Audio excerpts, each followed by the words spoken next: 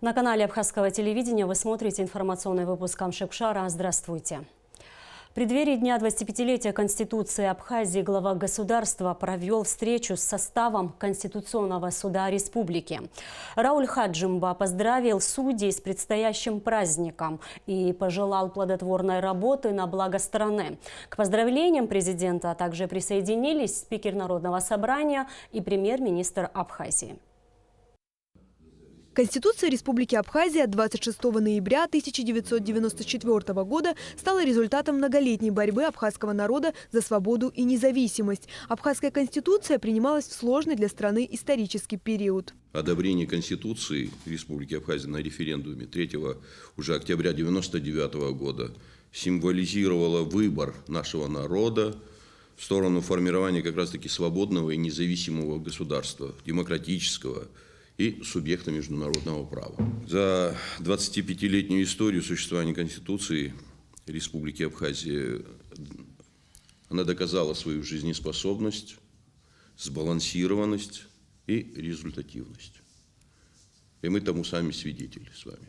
Действующая Конституция Республики Абхазия состоит из 7 глав и 84 статей, которые регулируют все сферы жизни государства. В Конституцию дважды вносили поправки. Одна из них – учреждение Конституционного суда, который окончательно был сформирован 27 февраля 2018 года. Есть определенные вопросы, связанные с темой соответствующих конституционных реформ. Они проводятся, и благодаря как раз-таки начальному этапу этих работ в период 13, 14, 15 годы были созданы условия для того, чтобы появился Конституционный суд Республики Абхазия. Несомненно, это был трудный процесс, и он и сегодня имеет место своей шероховатости. Есть определенные вопросы, но Конституционный суд – это институт, который необходим для государства. С февраля 2018 года Конституционным судом республики было рассмотрено 19 дел. Из них 8 жалоб, 7 запросов от судов и других организаций и 4 обращения. Данную статистику президенту привел председатель Конституционного суда Нури Тания. В основном на первом этапе у нас больше решений связаны с конституционным истолкованием. В основном толкуем Конституцию, потому что не каждый орган знает, чем занимается сегодня Конституционный суд. И в этой связи мы стараемся в описательной части говорить о истолковании законов нашей Конституции, чем прямое признание неконституционности. На встрече также присутствовали спикер Народного собрания Валерий Кварча и премьер-министр Абхазии Валерий Бганба. В поздравительном слове Валерий Кварча подчеркнул историческое значение принятия высшего юридического документа. Конституция должна развиваться вместе с обществом, в свою очередь, подчеркнул Валерий Бганба. Несколько статей, которые для нас, для нашего общества, для нашего государства важны, они не могут даже рассматриваться на референдуме. Я думаю, что это действительно было укрепление Конституции. А так понятно, что жизнь движется, этапы развития нашего общества. Мы практически за 25 лет прошли несколько этапов. Естественно, она должна меняться, естественно, она должна рассматриваться. По завершению официальной части участники встречи еще раз обменялись поздравлениями. Амелия Бисмарк, Алексей Гухава, Абхазское телевидение. В Абхазской государственной филармонии накануне празднования Дня Конституции состоялось торжественное заседание, в котором приняли участие президент Рауль Хаджимба, спикер Народного собрания Валерий Кварча, председатель Конституционного суда Нури Тания, общественный и государственный деятель, спикер Народного собрания с 1994 по 2002 годы Сократ Джинджоля. Праздничное мероприятие, посвященное Дню Конституции Республики Абхазия, началось с внесения в зал национального флага.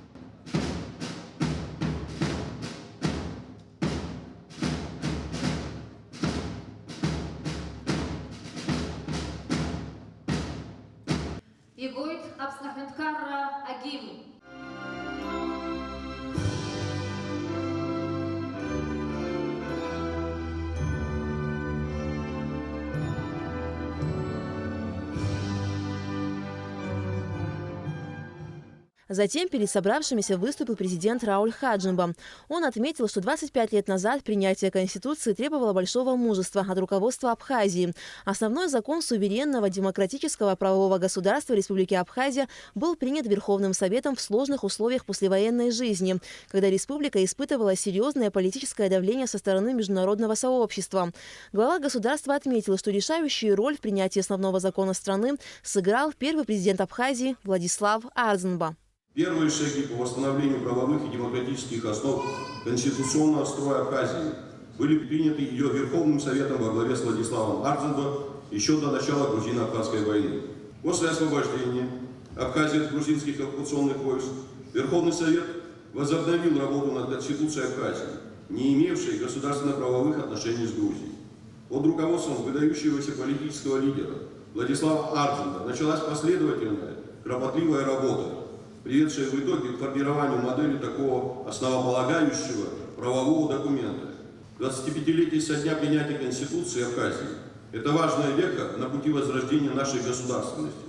Реальное воплощение многовековой мечты абхазского народа о свободном и самостоятельном развитии и вхождении в мировое сообщество в качестве субъекта международного права. Хотел бы от всей души поздравить многонациональный народ Абхазии с этим знаменательным событием и пожелать гражданам нашего государства мира, стабильности, новых свершений. Принятие через год после окончания войны Конституции Республики Абхазия стало знаковым событием в новейшей истории нашей страны, которая окончательно стала на путь самостоятельного развития. 3 октября 1999 года Конституция была одобрена на всенародном референдуме и приобрела наивысшую легитимность как Конституция суверенного демократического правового государства. По итогам референдума 12 октября 1999 года президентом и парламентом был принят акт о государственной независимости Республики Абхазия. Вот уже на протяжении 25 лет живет и действует 6-я по счету в истории Абхазии и первая конституция свободного и независимого абхазского государства. Многое было за эти непростые годы, но все, что перенес наш народ, не оказалось напрасно. В августе 2008 года Россия признала независимость Абхазии, а вслед за ней некоторые другие страны. Россия строит свои отношения с Абхазией как с стратегическим партнером, обеспечивает нашу безопасность и оказывает иную, необходимую нам пока помощь. Уже через несколько лет после принятия Конституции в обществе заговорили о необходимости внесения в нее изменений. Конечно, быстро меняющийся мир вокруг нас, необходимость совершенствования политической системы ставят перед нами новые задачи. В этой связи что-то устаревает, что-то требует изменения, и Конституция в этом плане не исключение. Но при всех случаях, когда речь идет о Конституции, следует исходить из ясного понимания того, к чему может привести тот или иной шаг. Реформа ради реформ не просто неуместны, но и опасны. В Конституции Республики Абхазия закреплены основные исторические завоевания народа и определены стратегические направления развития государства, целостность, неприкосновенность и неотчуждаемость нашей территории. Провозглашено разделение законодательной, исполнительной и судебной ветвей государственной власти. Гарантированы права и свободы человека. Уверяю вас в день юбилея, что Конституция Республики Абхазия, разработанная основателем современного абхазского государства Владиславом Григорьевичем Арзанбо, вместе со своими соратниками, депутатами парламента, Конституционным судом будет неукоснительно соблюдаться. Мы ни на шаг не отступим от установленной нашей Конституции и будем стремиться обеспечить ее соблюдение всеми государственными органами и организациями граждан на всей территории Абхазии. После завершения официальной части мероприятия, посвященной Дню Конституции Республики Абхазия, состоялся праздничный концерт с участием государственных хореографических и вокальных коллективов страны. Алика Трапштамас Чиковани, Абхазское телевидение. Пожалуй, одним из самых обсуждаемых в обществе событий на прошлой неделе стало отстранение от исполнения обязанностей директора Центра стратегических исследований при президенте Абхазии Олега Доменя и назначение на эту должность Геви Габня. Вслед за отставкой Олега Несторовича последовало коллективное письмо сотрудников ЦСИ, в котором они выразили свое несогласие с данным решением и ушли с работы вместе со своим руководителем. В программе «События недели» Геви Габня Ябня прокомментировал ситуацию. А сегодня в Центре стратегических исследований при президенте Абхазии состоялась его пресс-конференция. Исследование – это не просто сидеть на компьютере, так изучать, писать. Это тоже большая работа, да. Но в это время мы должны уже не просто результаты, а в процессе исследования проводить различные, скажем так, конференции научные, различные круглые столы, такого рода беседы с привлечением, опять же, различных организаций. Мы говорим, допустим, да, что, может, мнения разные. Вот здесь нужно будет эти мнения разные выдавать и доказывать уже научно, что вот это мнение, оно будет правильным, точным, ну и последним может быть. Помимо этого, в этот период нам нужно будет еще изучать еще общественное мнение.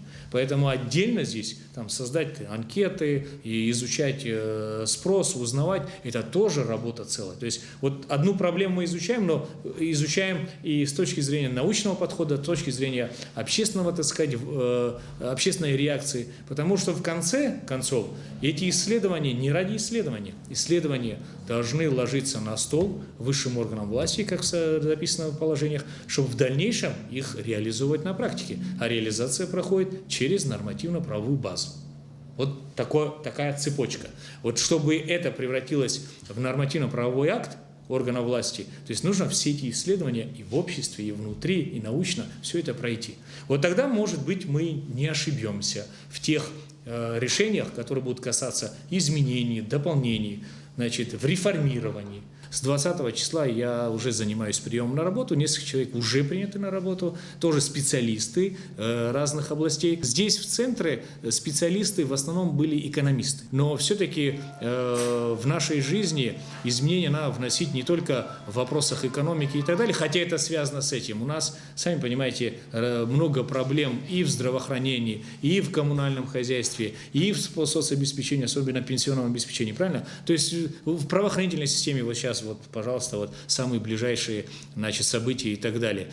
Поэтому в планах у нас и у меня лично в планах набирать людей именно разных, так сказать, специалистов, специальностей, для того, чтобы они могли разрабатывать. Они не одни будут разрабатывать, то есть не один специалист. Для этого мы можем привлекать еще извне, но чтобы на постоянной основе здесь работали разных специалистов. Процесс идет, я думаю, в ближайшие 10 дней штаты все будут полны. Одним из резонансных событий недели стала перестрелка на набережной Сухума в пятницу 22 ноября. Случайной жертвой трагедии стала молодая сотрудница ресторана «Сан-Ремо» Доминика Акертава, которая вот уже несколько дней находится между жизнью и смертью. Вся страна потрясена произошедшими событиями и очень переживает за судьбу ни в чем не повинной девушки. Тысячи неравнодушных людей молятся и ждут добрых вестей. В монастырях России, Беларуси, Украины, Греции, Израиля, Сирии также идет молитва о спасении души и тела Доминики. Врачи республиканской больницы борются за жизнь девушки, пока ее состояние продолжает оставаться крайне тяжелым. Состояние больной и на данный момент, и с первого дня поступления сюда, остается крайне тяжелым, и фактически, как сказать, нужная помощь оказывается крайне тяжелая. Больная за нейрохирургическим отделением числится, нейрохирурги оказывали ей помощь, наблюдают и по сей день. Она находится в реанимационном отделении, сердце бьется, а аппарат дышит за нее. Пациентка поступала к нам 22 числа в крайне тяжелом состоянии. У нее тяжелая травма головы, огнестрельное ранение с секторальным ушибом головного мозга. Она остается в тяжелом состоянии в отделении реанимации. Делается все возможное. Дело в том, что лечение, что в условиях нашей страны, что за рубежом, протокол лечения он идентичен. Препараты одни и те же, и алгоритм действий то же самое. То есть, что если бы мы даже курировали больную не в условиях реанимационного отделения города Сухум, или в Москве, или в Израиле, подход к терапии был бы тем же самым. В данный момент больная нетранспортабельна. Если у нас появится хоть какая-то возможность, светлый промежуток, конечно же, этот вопрос обсуждается. И, к сожалению, прогноз для жизни неблагоприятный на данный момент. Мы надеемся, что что-то изменится, конечно же, в будущем. В Министерстве по чрезвычайным ситуациям Абхазии состоялась презентация медицинского управления и санитарной авиации МЧС. Все подробности в материале пресс-службы спасательного ведомства страны. Медицинское управление МЧС Абхазии полностью сформировано. Министру ПЧС Льву Квицине был представлен личный состав нового подразделения в структуре спасательного ведомства страны. Сотрудники медуправления оказывали всю необходимую помощь пострадавшим еще на стадии формирования подразделения. Это управление существует всего лишь 2 месяца, и результат налицо. 93 выезда, это о чем-то говорит. Очень часто к нам начали обращаться граждане, даже не в случае чрезвычайных ситуаций, просто граждане. На сегодняшний день я могу смело сказать, что мы справляемся с той поставленной задачей. Эту задачу мы поставили сами себе. Численность личного состава медицинского управления составляет 16 человек. Несмотря на дополнительную нагрузку на бюджет, правительство страны предоставило МЧС дополнительные штатные единицы для укомплектования данного подразделения. По словам Льва Квицине, к сотрудникам новой структуры в рамках спасательного ведомства предъявляют повышенные требования. В соответствии с этими требованиями и проходил персональный отбор претендентов. То, что экс-министр здравоохранения руководит этой службой, говорит о многом. Дело в том, что Абхазия маленькая страна, мы знаем каждый друг друга и кто на что способен. И Анзор Назрунович собрал лучших специалистов, реаниматологов, фельдшеров, водителей. Тоже выполняет иногда не только роль водителя, и оказание медицинской помощи. И поэтому, если бы не руководитель этого управления, были бы сложности. Но в данном случае мы спокойны, и работа, я считаю, что на хорошем, высоком уровне. Медицинское управление предполагается оснастить современным оборудованием и техникой. Часть из необходимого уже есть в распоряжении подразделения. У нас есть 2 автомобиля, один класса Б, другой класс С, реанимобиль. Сейчас еще ожидаем в следующем квартале 3 автомобиля класса Б для оснащения подразделений в Гагарах, в Гудаутах и в Ачамчирах. Эти подразделения будут осуществлять доставку и оказание первой врачебной помощи доврачебной с места чрезвычайной ситуации до лечебного учреждения. Медуправление МЧС Абхазии заступило на полноценное боевое дежурство согласно штатному расписанию и плану повседневной работы и в соответствии с приказом министра по чрезвычайным ситуациям. К 90-летию со дня рождения великого абхазского писателя, классика абхазской и русской литературы, поэта Фазиля Искандера в Абхазском государственном университете прошла международная научная конференция под названием «Феномен двух культур», посвященная творчеству прозаика. Мероприятие организовано совместно с руководством Абхазского института гуманитарных исследований имени Дмитрия Гуля. В конференции приняли участие абхазские и российские ученые, друзья и коллеги Фазиля Искандера, а также студенты АГУ. Репортаж Гугут Севардания. Имя выдающегося абхазского и российского писателя, классика современной литературы Фазиля Искандера известно каждому, не только в Абхазии, но и за рубежом. За неповторимую оригинальность сюжетов его сравнивали с лучшими зарубежными писателями, такими как Габриэло Гарсия Маркес, Мигель де Сервантес, Франсуа Рабле. А на своей родине Фазиль Искандер стал одним из главных символов абхазской культуры, человеком, прославившим самобытность страны. Его произведения переведены на 20 языков мира. Много народных писателей. Фазиль Абдулович был всенародный. И это правильно. И тема сегодня очень актуальная. Она говорит о том, как связывались в произведениях Фазиля Абдуловича культура российская и абхазская. Заведующая кафедрой русской и зарубежной литературы АГУ Нателла Бахи отметила, что творчество Фазиля Искандера прочно связано с его родиной, Абхазией, яркими красками южного неба, моря и гор и, конечно же, воспоминаниями детства. Сам классик называл себя русским писателем, воспевавшим Абхазию. Писатель себя считает певцом Абхазии прежде всего потому, что жизнь ее народа – главная тема его изображения, главная тема его творчества. Это то место, как говорил писатель, где все начала и концы сходятся. На научной конференции присутствовал и близкий друг Фазиля Искандера Руслан Джопо. Они дружили больше 30 лет. Как-то так получилось, что наши жизни шли очень параллельно. И это был не только большой писатель, но и большой человек. К сожалению, в литературе такое бывает редко. В свое время я очень много приставал к Фазилю с вопросами: почему все же ты писать стал на русском языке, а не на абхазском? Ну, как-то он говорил, что мой русский язык сформировался через русскую и литературу, и, конечно, он им владел гораздо богаче, да, в техническом смысле. И поэтому, говорит, стал писать на русском, хотя какие-то маленькие пробы были, говорит, но я понял, что это не идет.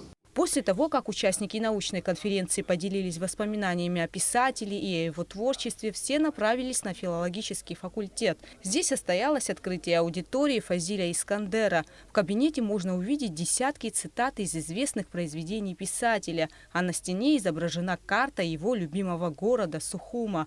Возможно, эта карта в будущем станет литературным маршрутом, связанным с творчеством и любимыми местами великого писателя. Вино отравлено. А Моцарт медлил, ждал, но не пронзила горькая услада раскаяния рыдающих орал. Тогда тем более выпить надо. Все кончено, неотвратим финал. Теперь спешил он скорбный час приблизить.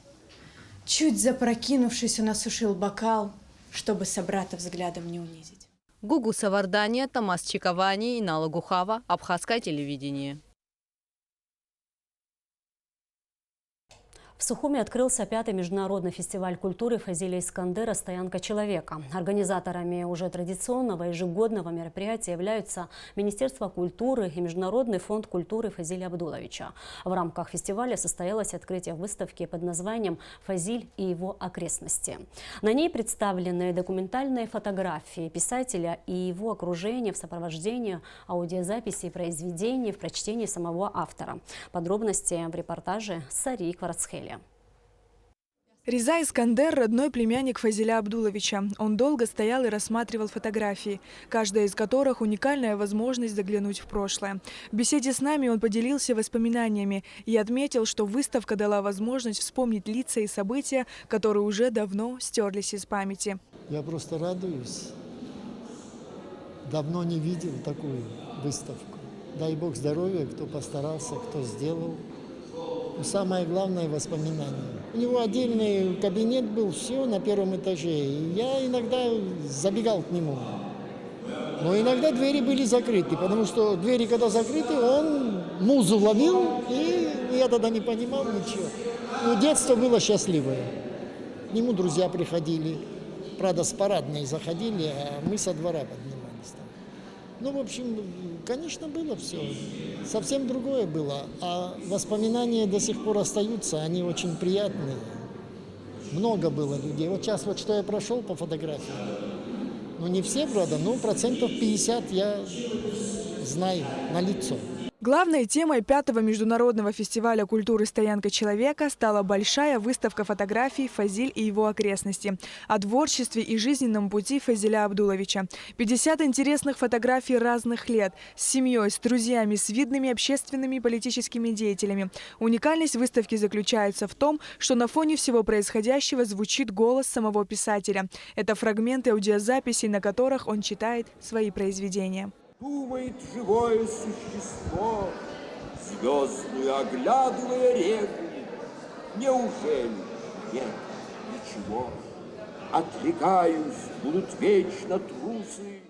Название фотовыставки было выбрано не случайно. Оно перекликается с одним из последних сборников Фазиля Искандера «Человек и его окрестности». По словам организаторов, сам автор называл этот сборник своим последним творческим аккордом. Он в этом сборнике писал о разных персонажах, но главным героем книги был сам он. Так и на этой выставке. Тут есть разные выдающиеся люди эпохи, прошедшей 20 века, особенно шестидесятники.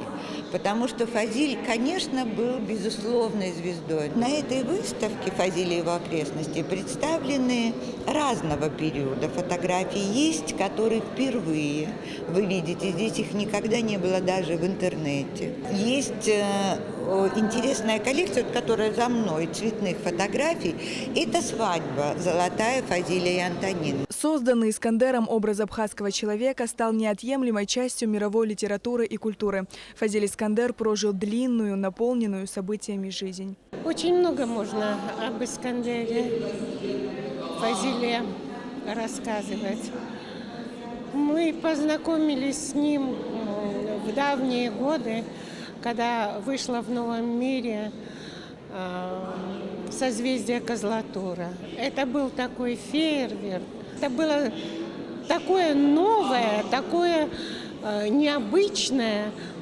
И хотелось читать и читать этого писателя. И жизнь нам преподнесла вот такой огромный подарок в лице Фазиля Искандера. Замечательная выставка. Фотографии подобраны с большой любовью, очень хорошо характеризующие его характер, его свободолюбие и свою такую полную внутреннюю свободу. Фазиль Искандер – это писатель, наделенный неповторимым литературным даром и чутким сердцем. По его юмористическим книгам можно изучать историю нашей страны, пропущенную через судьбу народа Абхазии. Такими словами вспоминали писателя, друзья и любители его творчества. Сария Гварацхеля, Эльдар Дамиров, Дэвид Ангваб, Абхазское телевидение. Чемпион мира по версии WBO среди молодежи Игорь Адлиба посетил 15-ю школу в Сухуме, которую окончил совсем недавно.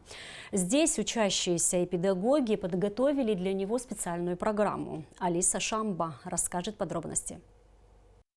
Все учащиеся школы вместе с преподавателями выстроились на торжественную линейку во дворе школы. Маленькие спортсмены, хвастаясь своими маленькими достижениями, держали в руках почетные грамоты, медали и кубки. Открывая линейку, директор школы Диана Кабба отметила, что Игорь является примером для подражания не только для учащихся его родной школы, но и для всех спортсменов нашей страны. Вся школа гордится тобой, не только школа, вся Абхазия, но особенно мы. Ты не представляешь, какая гордость для нас. Ты пример для всех наших учеников. По твоему примеру, очень много наших учеников, которые занимаются спортом. Хорошие результаты есть у нас. Я очень надеюсь, что они пойдут по твоим стопам. Тебе здоровья, всех благ, победы и еще раз побед. Школьниками была дана возможность пообщаться со своим кумиром. У ребят было немало вопросов к чемпиону. Какие самые яркие воспоминания у вас связаны с 15-й школой? Их очень много, но самое такое запоминающее, это, наверное, когда я выиграл Кубок мира по кикбоксингу, и так же, как и вас, меня здесь Диана Багратовна представляла.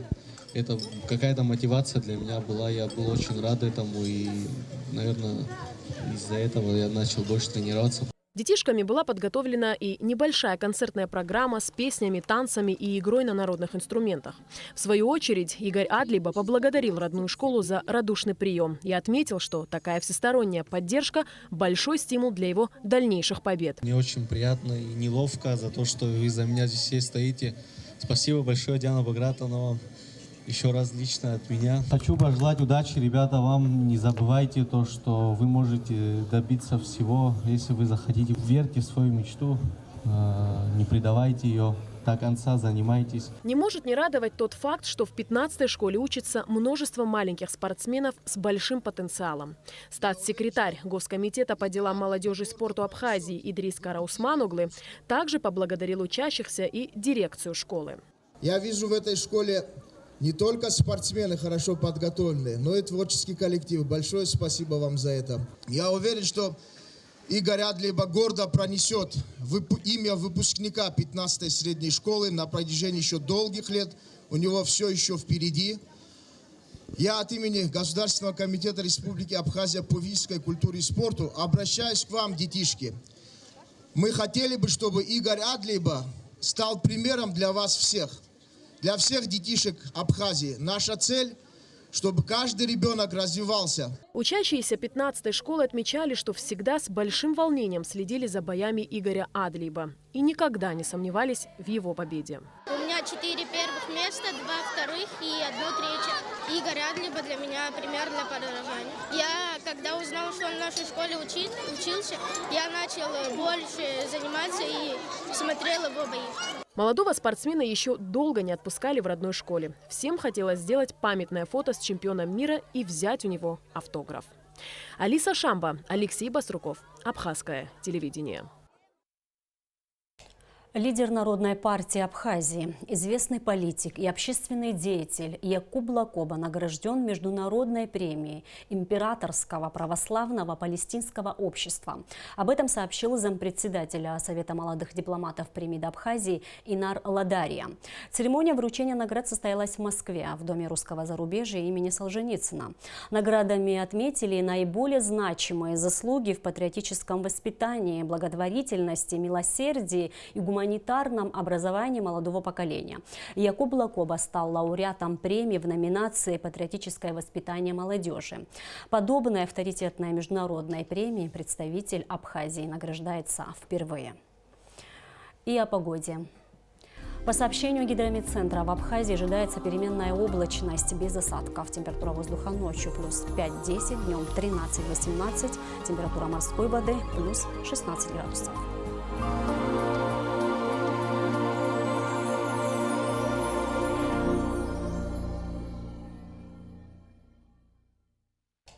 И на этом наш выпуск завершен. Спасибо, что были с нами. Всего доброго.